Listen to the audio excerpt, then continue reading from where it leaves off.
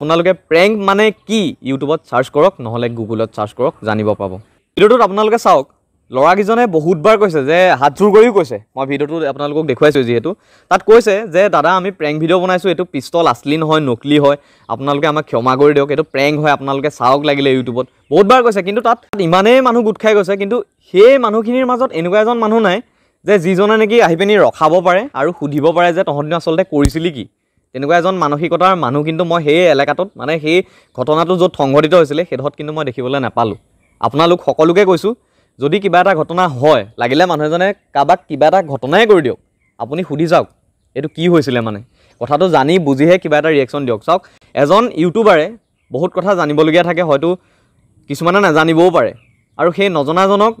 নাজনাকে ভুল কৰাটো ডাঙৰ কথা নহয় কিন্তু জানি শুনি ভুল কৰাটো ডাঙৰ কথা সেইবাবে আপোনালোকে জনাই দিওক যদি কোনোবাই ভুল কৰিছে কিন্তু এনেকৈ ৰাস্তাত ধৰি আঁঠু কহাই কাণত ধৰাই ভিডিও বনাই নিউজ চেনেল মাতি পুলিচক মাতি এইবিলাক ভাল কথা নহয়